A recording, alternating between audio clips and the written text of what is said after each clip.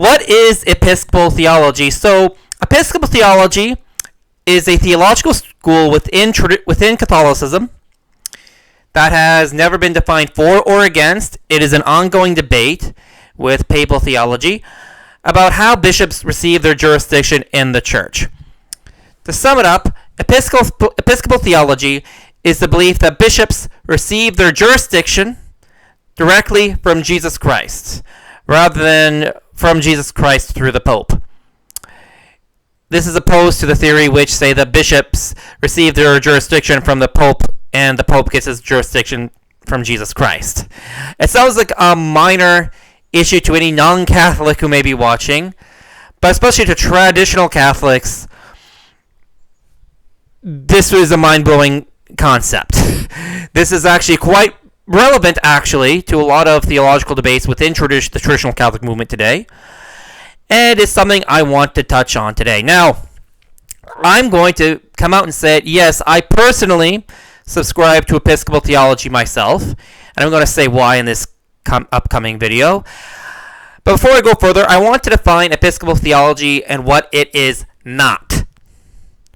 Because most criticisms of Episcopal theology deal with other errors about the episcopate that have been rightly condemned that are simply not Episcopal theology. That has simply never been condemned. Ludwig Ott's Fundamentals of Catholic Dogma, if you look at its section on the sections on the church, you will find this school of thought and school of theology within Catholicism, Episcopal theology as being an acceptable theory alongside papal theology.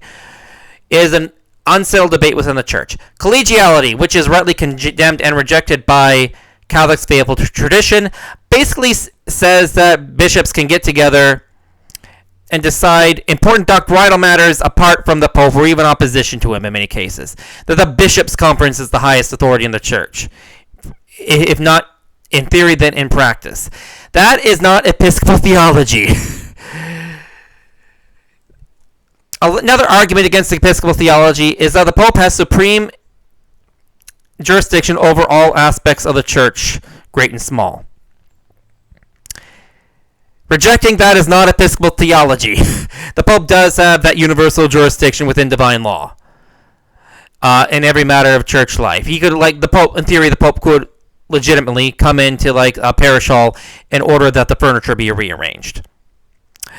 But that being said, the Pope's authority to do that, which he does have, does not negate the notion that bishops have authority over their own dioceses.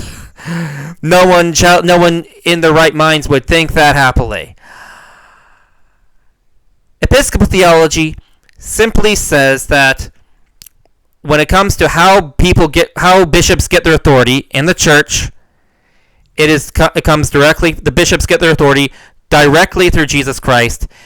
The Pope does, however, have authority over all bishops in the world. Bishops, in order to have jurisdiction in the church, must be part of the church, i.e. must be in communion with the Pope.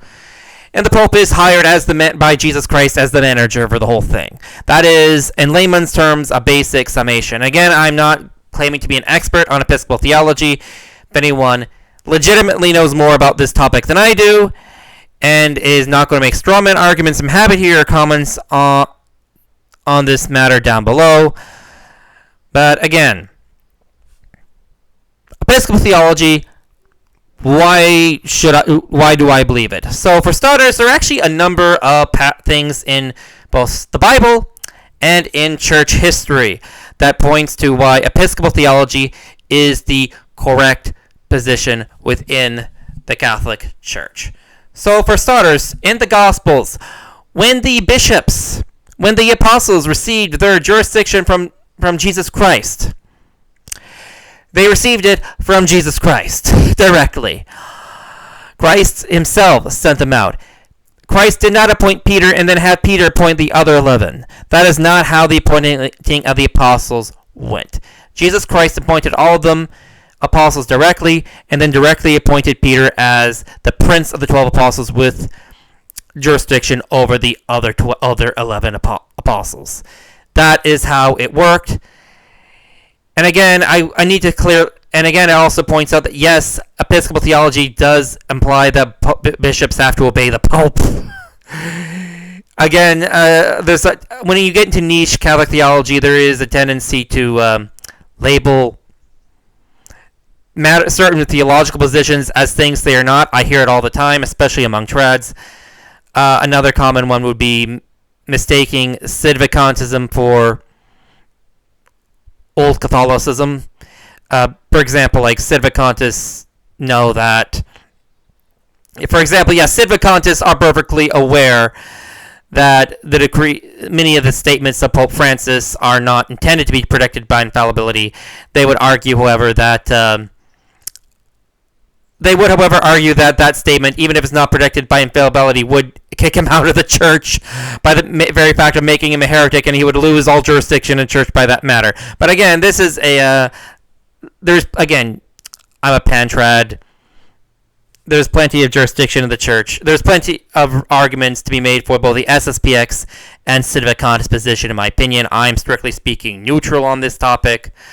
I will make some videos on that topic, briefly overviewing them from a biblical standpoint and church history standpoint, but that is a video for another time.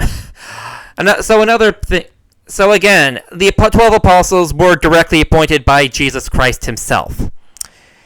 As the bishops are the successors of the 12 apostles of Christ, want us to understand that bishops receive their jurisdiction from Christ through the Pope by necessity. Again, clarifying that bishops still need to have jurisdiction, need to be in union with the Pope. So they need to be in communion with the Pope. They still need to obey him. Christ wished for bishops to understand that they received their jurisdiction directly through the Pope rather than from Jesus Christ. He would have simply appointed Peter, then had the 12, then had the other 11 appointed by the Apostle Peter. A second reason as to why I support Episcopal theology is simply church history. Most bishops through the history of the Catholic Church, and many even until extremely recently, were ordained and consecrated without papal mandate.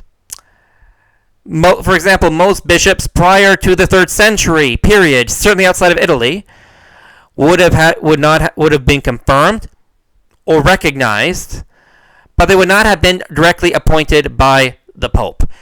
Again, that's not saying there was no consecration, no approval required from Rome for anything.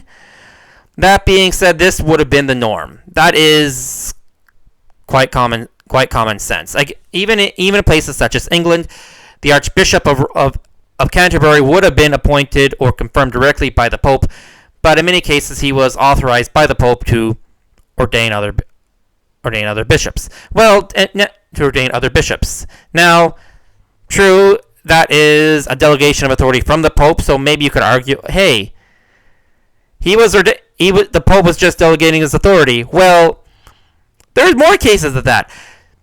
Two of my personal favorites are one that happened as recently as the late 80s, early 90s, when I'm of course referring to the consecration of Bishop Hussar. Bishop Hussar, who later became the major archbishop of the Ukrainian Greek Catholic Church, was consecrated without papal mandate, against the express wishes of the Pope, by Major Archbishop Filippi in the Pope's private chapel in Castel Gandolfo, intended as almost certainly as a power play by the Major Archbishop. The punishment for what this Major Archbishop did? Nothing. Because Eastern canon law did not require papal mandates on consecrations. This had always been the norm. This had always been the case throughout the centuries. And indeed, it was done even against the express command of the See of Peter against the Pope himself. Yet he was not declared to be Eastern Orthodox. He was declared to be a Catholic. Indeed, Bishop Slippy had himself been persecuted by the Soviets for being a Catholic in union with the Pope. Where did this bishop... So, if this is a legitimate consecration, where did Slippy get this jurisdiction to consecrate these bishops? Even under canon law, even if canon law allows it, this was being done, again, against the express wishes of the Pope. Simple answer. From Jesus Christ himself. That is where he received it. Furthermore, we're also talking about the history of the entire Maronite Church, which for centuries was cut off from the entire rest of the Christian world. It's famously quite well known that when the Crusaders came into Lebanon during the Crusades, they thought that the Maronites had been extinct and were a dead legend, and were shocked to see that they were still living in Lebanon, and were delighted. The Maronites have a long tradition of always saying they were never in schism with the See of Rome. They were always in communion with the See of Rome. They had always recognized the Pope of Rome as having, jurisdiction over the whole church, and they've always been Catholic, not schismatic Orthodox or anything like that. Yet they set up dioceses, set up an entire patriarchate, and claim the title of patriarch for the leaders. Where did they get this jurisdiction to organize themselves in this matter, in this way? Because they've been doing it for centuries without any contact with the Pope. Literally, the popes had no clue they were even alive. Never mind setting up dioceses and setting up patriarchates and the whole 9 yards and converting the entire Lebanese people to the Catholic faith. Pope had zero clue that this was going on. Why? Where did they get the jurisdiction? Same place that the Apostle Bartholomew got his jurisdiction. Jesus Christ himself. Again.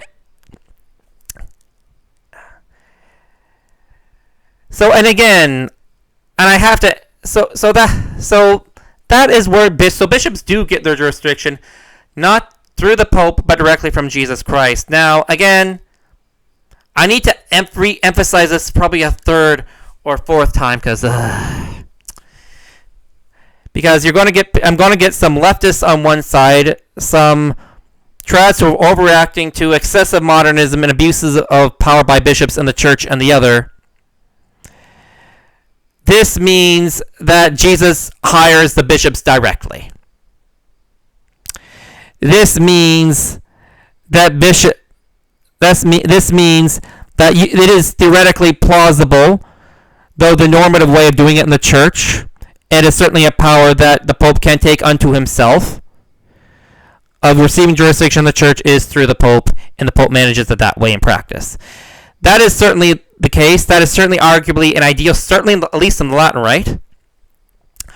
But if we're talking divine law for the whole church, Latin Rite, Eastern Rites, Maronites, Ukrainian Greek Catholics, etc., and who ultimately hires them,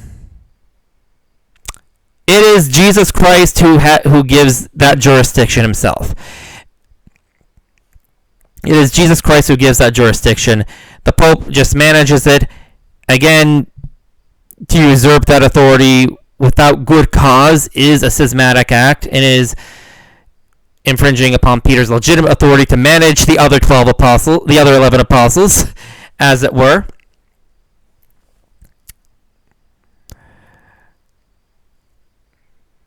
And it does not authorize collegiality. It is merely where do the bishops who govern their dioceses under the guidance and obedience to the Holy See of Peter, where do they get their jurisdiction from?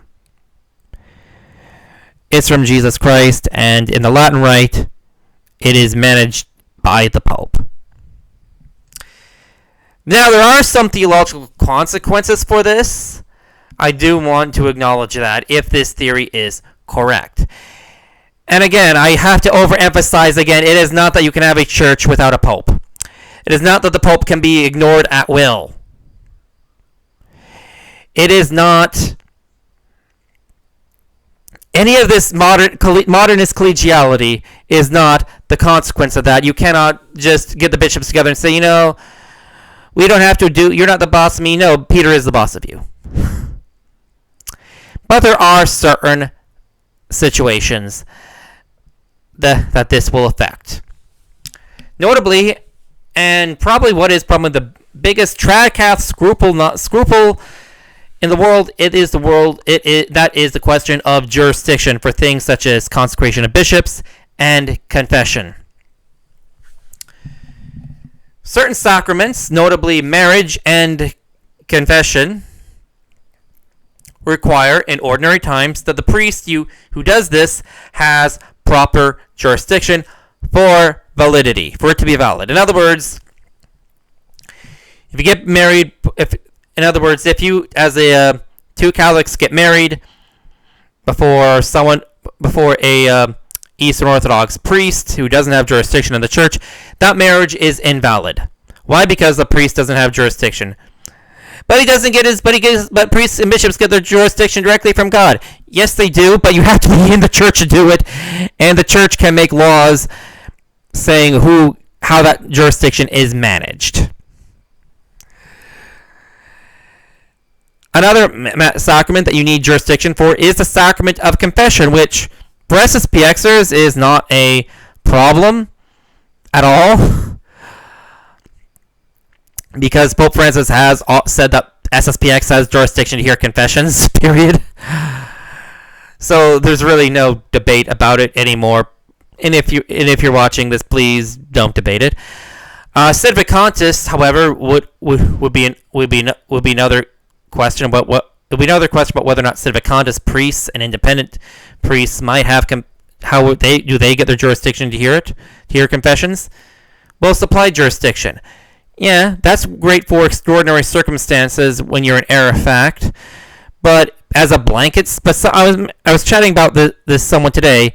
Yeah, as a case by case scenario, when you're mistaken about how things work, sure, but as a blanket situation for the whole world these days, it's kind of skeptical.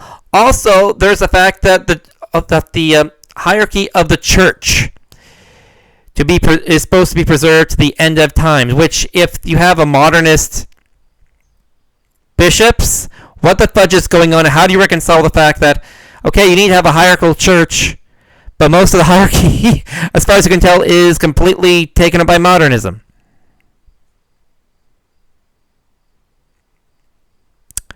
How do you deal with that? So, with Episcopal theology, and again, this is my own take on it. Feel free to challenge my views on this video. There are certain videos which I will be making in which I'm saying, look, this is the Catholic faith, you must believe it. This is not one of them. You feel free to challenge my theology. Please, if you're going to do it with evidence, with rational thinking, and please do it in charity. None of this video is definitely not intended as an attack on anyone who has a different theological position, how jurisdiction of the church works aside from me. I'm just pointing out that there are other theories out there that should be considered other than your own. But with jurisdiction of the church. So how do we reconcile the fact that there's no ordinary jurisdiction? The last trad bishop, who would have had ordinary jurisdiction, as far as we are aware, would be that did not accept or any way, shape, or form Vatican II, would have been Bishop Antonio de Castromayor, who famously cooperated with Archbishop Marcel Lefebvre and the Icon consecrations. Now, with Episcopal theology, if bishops receive their jurisdiction directly from Jesus Christ, if you don't have that piece of paper and there's an extreme crisis in the church going on, yeah, you can argue they have jurisdiction. Well, how do we know they have that jurisdiction? Well, how do we know that the bishops out in Antioch or in India, who almost certainly they knew the Pope existed, but that was pretty well about it, got their jurisdiction. How do we know that the same way the Maronites, who were isolated in the hills and cut off from the Pope, got their jurisdiction? It doesn't mean that the crises are exactly the same, or that they're just cut off. No, therefore the normal means of accessing jurisdiction from the Pope are gone. No, like the most under divine law, you get your jurisdiction directly from Jesus Christ, and Episcopal theory would see the Pope's decree as part of canon law. Again, something also authorized by another aspect of divine law, which says the Pope has a right to insert himself into these matters under divine law. But under divine law, bishops get their jurisdiction directly from Jesus Christ. So if you have a bunch of bishops held up in the hills in Lebanon, which did happen, and they start consecrating bishops without papal mandate, they can do that. They have normal, even ordinary jurisdiction in extraordinary circumstances. Now, if you have a pope who is gone completely cuckoo, you don't know what's going on, you need bishops and priests just to survive. Yeah, both bishops get their jurisdiction directly from Jesus Christ. I always point out, a number of things when people say, well, with Vatican II, where's the church today? Where's the church? There's no visible church. There's no visible hierarchy. I always point out a number of things to anti-trads, apologists who bring this up. One, SSPX, SSPV, CMRI, Bishop Antonio de Castromayor, and Archbishop Marcel Lefebvre are part of a hierarchy of bishop, and priests, and deacons, etc. They are a visible church. They've been around for a while. They are not chopped liver. Two, in the early days of the church, like literal apostolic times, mind you, but still in the church, before you had all this crazy before you had regular ordinary jurisdiction, and was established very early on, the bishops were still visible church before these dioceses were all completely established and settled. Yes, ordinary jurisdiction is ordinary, and it is intended by God. The successor of Peter must be the Bishop of Rome. Yes, that is true. That is how God had things play out. That being said, if you have a bunch of bishops in the Vatican, all the bishops who have ordinary jurisdiction in the world, there's only a bunch of retired bishops who are just staying at home, and the whole ceiling comes in St. Peter's and crushes every single bishop with ordinary jurisdiction there. That does not mean there will never be ordinary jurisdiction ever again. It is not a theory. I'm not aware of any theologian who would argue this case would say, and again, if there are any people who argue this idea back and forth in greater detail, I'm happy to hear it. I am not claiming to be anything more in this video than an armchair theologian. I'm just telling people who become armchair theologians and have extreme cases of scruples. This is more to tell them there are other opinions out there.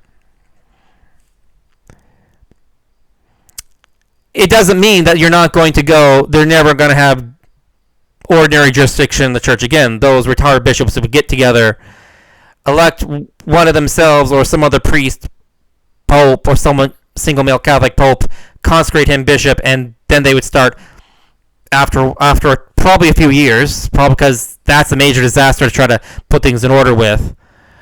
Even if all the other dioceses just completely fell apart and the diocesan structures fell apart, you would have ordinary jurisdiction in the church again, and regular priests. And if there was some sort of chaotic piece of chaos, you could have ordinary jurisdiction in the church. You would have ordinary jurisdiction in the church again, and no one would think that the church had been. It would be a massive disaster, but the church would still exist, still live on, and no one would say that the church had been refounded as such, as under divine law.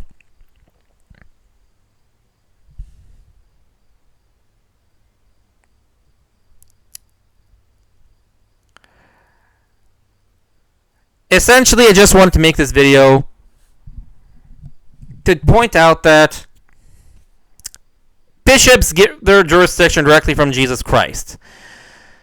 So, a lot of trads West have a bunch of scruples, and a lot of trads try to make the argument, well, if the Pope hasn't rubber stamped a particular bishop's decree, then that is positive proof per divine law that this bishop does not have jurisdiction, that this bishop has absolutely no jurisdiction in any way, shape, or form from the church.